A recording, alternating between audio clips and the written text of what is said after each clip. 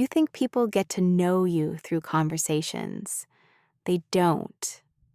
By the time you say your first word, most strangers have already decided who you are, and research suggests those snap judgments are surprisingly hard to undo. The uncomfortable part is none of this happens in words. It happens in moments, small ones you don't even notice you're creating. Today, 4 of those moments. The instance when strangers read you without your permission. And at the end, the one signal psychologists say is almost impossible to fake. Imagine a waiting room. The door opens twice. The first person walks in slowly, scanning for where to sit, shoulders slightly folded inward.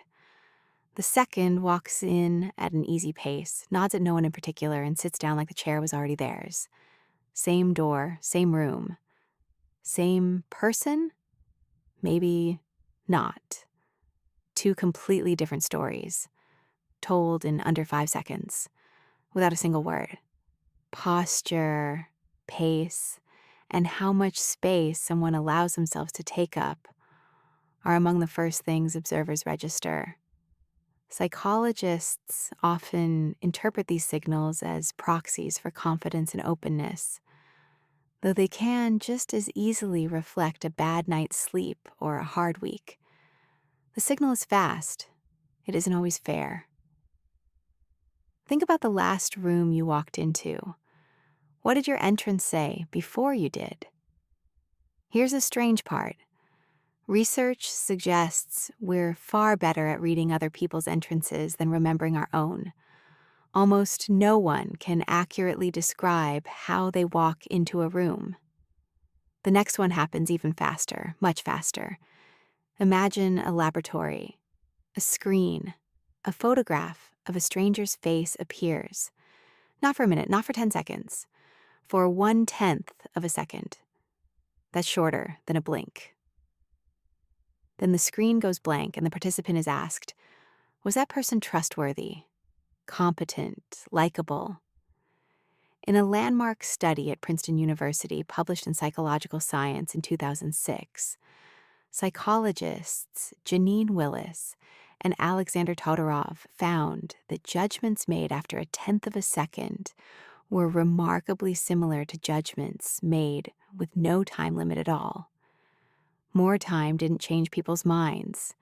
It mostly made them more confident in the decision they'd already made. Think about that for a second. The first impression doesn't take 7 seconds.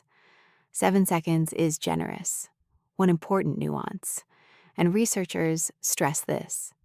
Fast doesn't mean accurate. These snap judgments are consistent across observers, but consistency isn't truth. People agree quickly and can agree quickly on the wrong thing. And here's something most people get backwards.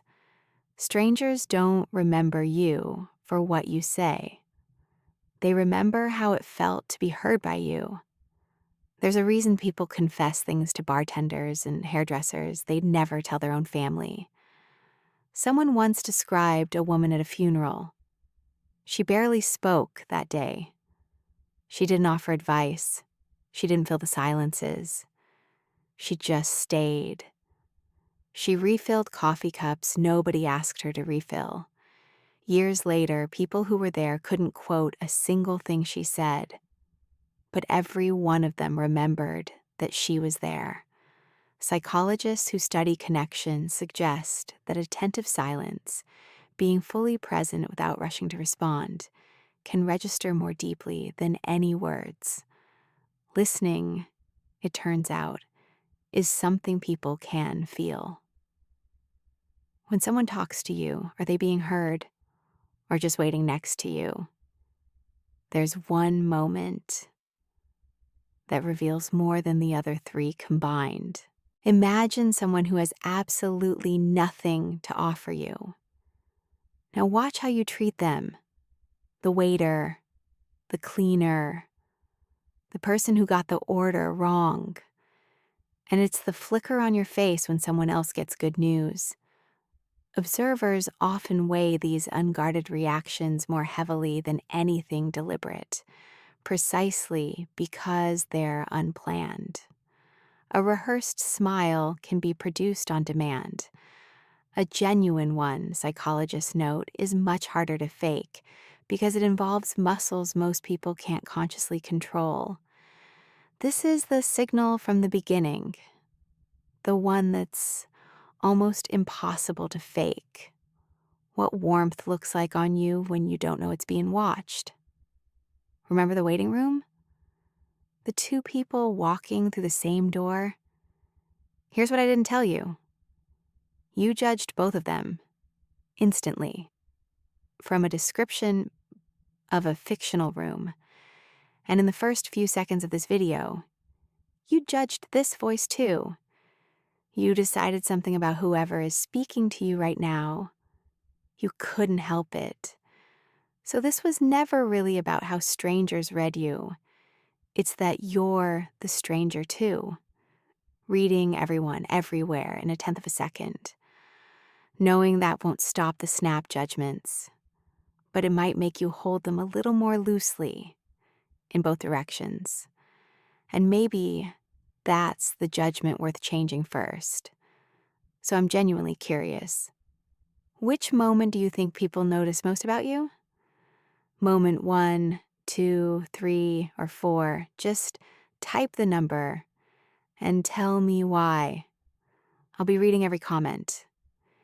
If this changed how you'll walk into your next room, you'll probably enjoy what's coming next. Subscribe, and I'll see you in the next episode.